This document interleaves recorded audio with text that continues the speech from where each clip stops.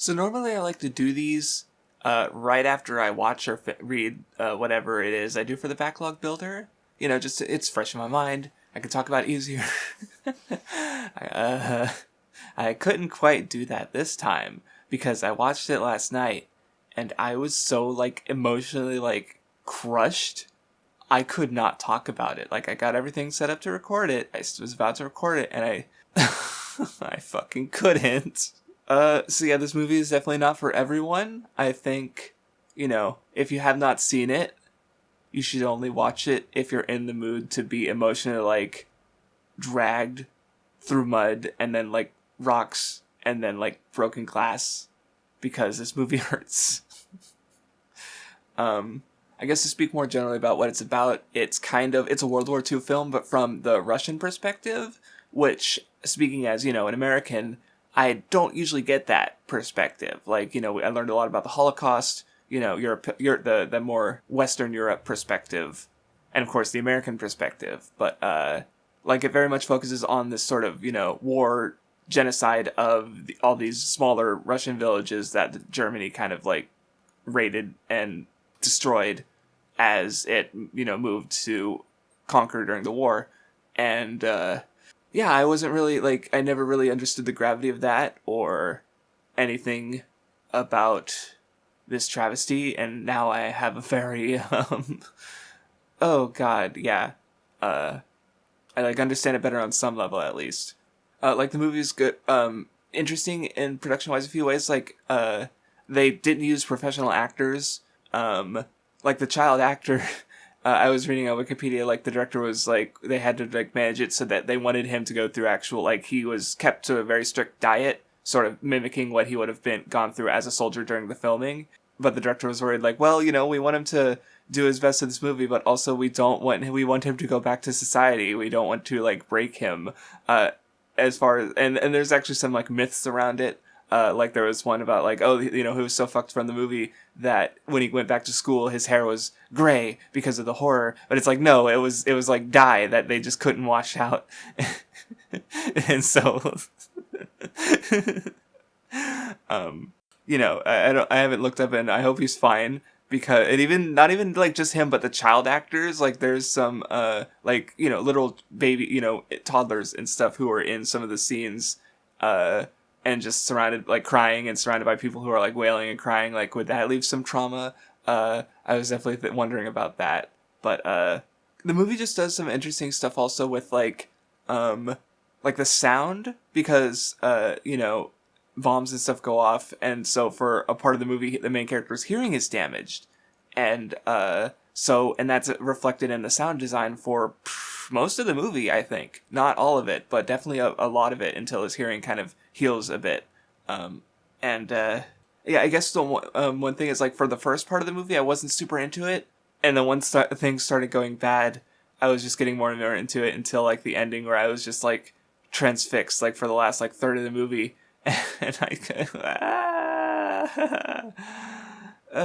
so yeah, I don't know how much else I have to say without spoiling it, but, I definitely recommend it if this is, a kind of movie that sounds like, war movie, depressing, if that sounds up your alley. And for a lot of people it is. On Letterboxd, I thought it was funny because I think if my math is right, there are more people who gave it a 10 out of 10 on Letterboxd than there are people who gave it a 9 out of 10 or below.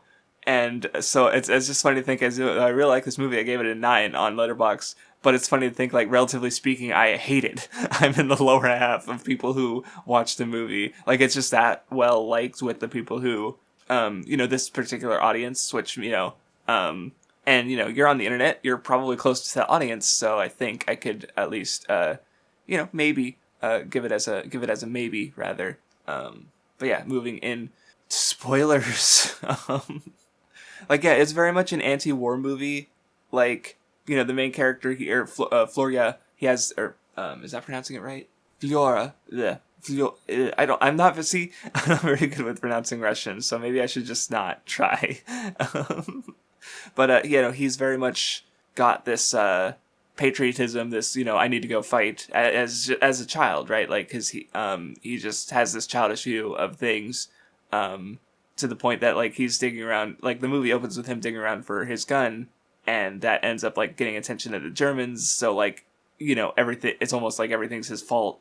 And God, the way things like spiral is like, because at first you get like the photograph scene where it's just like, oh, here's the Russians, yep, they're going to war, they're just taking pictures, yeah, they're gonna enjoy these moments of peace that they have left before they actually go fight, which when they did the photograph scene later, and I'm like, oh, you fuckers, fuck, oh no.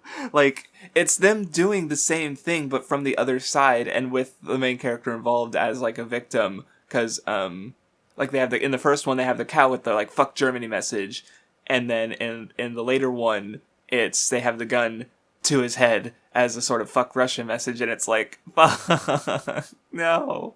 And of course, it's just a tense scene, because I've known it's iconic because I've actually seen that one before, but I didn't know the context, and now I have the context, and it's like, oh fuck, because I didn't know how the movie ends or what happens. So and it's because it's based on a true story, like they can get away with shit and just yeah, they die, and it's like and it's a dark movie, so yeah, anyway, but yeah, he has this childish view of war. He's not even allowed to go fight, and but then he's left behind with the one girl. And they even have a thing, like, because she, hey, maybe we could just start a family, like, fuck the war. And he wants to go fight. He's, like, still like, no, like, we have to do that, or I have to do this. And then, because of that, like, the war comes to him, the bombing happens, he loses his hearing, and, after that, he suddenly wants to go home. Go figure. But it turns out that, like, the war is already here, right? Like, even if he does have this, like, childish patriotism, the war's not just gonna stop if he decides to leave it, right? Like, he can't, it's almost like he can't not fight, I suppose, because, and by the time he gets to the end of the movie, like, emotionally, I was like, yeah, fight, right? Like, fuck these, like, they're just gonna keep massacring people, like, it's very much this violence that, is just not gonna end until the war ends, so just defend. If you fight, you can have a better chance of defending what you care about. But by the end of the movie, he doesn't have anything left.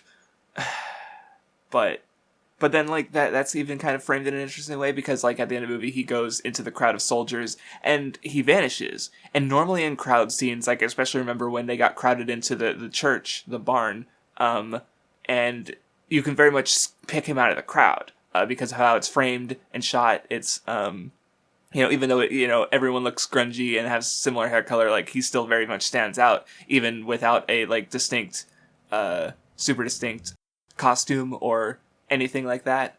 But in the end, he disappears into the crowd because he's finally, like, through this loss and this struggle, he's become, and by gaining this hatred for Germany, he's become a soldier, and which kind of implies that this is just normal for a lot of these people who have lost and, or at the very least, very much don't want to lose more.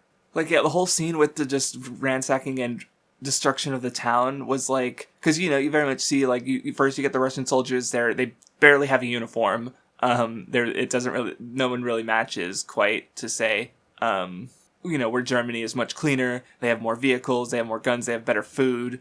They're like, there's very much this power discrepancy, but and then they just systematically just destroy this city or this village. They they're even like putting on airs about like, oh yeah, paperwork, just do what we say. There's soldiers among you, but it doesn't matter. Like, one of the soldiers, the main character, is literally one of the few who escapes. Everyone else dies, and like, I think that's a thing people very much understand about World War II, is that how these people in power were just completely able to abuse that power. Like, they laugh at the just killing and the destruction, and they come up with these sick, like, I read some, and this was there was arguably even worse things that were said to have happened in the same time period. And it's like, oh, like, how people can be fucked up when they have, and just evil when they have power, and it's crushing. And I guess, like, one thing that stood out to me was, one thing is you have the plane that, the recurring image of the plane flying overhead as sort of this, the presence of war hovering above them at all times during this time period. but also like, yeah, he has his gun. He keeps it throughout the whole movie, but he never actually fires it. I don't know. It gets like covered in water and mud, and he loses it for a good portion of the movie. But then when he gets it back, the only thing he uses it on is a picture of Hitler the Liberator, and which is, you know, basically the ending of the movie, and a really good scene where it kind of rolls back over history, and we see everything that he hates pretty much as he's just taking out all of the anger and pent up emotions he's had on this this photo, or this portrait rather, because that's all he can do until he goes back to fight. See, like, I definitely think it's easy to be critical of war and death, but, you know, speaking from my perspective, who's never had to, like, deal with it, this movie very much helped me to emotionally understand why, you know, someone in this situation would become a soldier without, like, hesitation, right? Like, even if it does, I do feel the movie, you know, shows how empty the patriotism is. Like, it's still, like, even if the movie shows how, like, childish the patriotism is, it's still, like, when someone is at your doorstep ready to kill and destroy everything you know, like, what other choice do you have but to fight, right? And yeah, it's still a type of war that, say, like, you know, Americans don't experience, but, you know, other nations do. Even today, I would, so... Yeah, and I guess that was also the point of the girl, because, like I said earlier, she was sort of this perspective, like, you know, hey, mate, we don't have to fight in the war, we can just live. And then at the end of the movie, she comes back, been horribly raped, and the main character kind of uses some of her words back at her, and it kind of, like, shows how, like, childish and flawed and idealistic her mindset was, right? Like, at the end of the day, his childish patriotism is kind of what they need to fight back against Germany, where her childish, like, hey, we don't love, you know, we can just love instead of fight, but because the Germany won't let them, they're just going to keep just causing just death and destruction as long as they're fighting the war. So this movie hurts me. It was good though. It's good. It's a good kind of pain, I guess. Catharsis. Yeah, I don't even have any more to say. I'm just still, like, feeling it emotionally a little bit. So thanks for listening.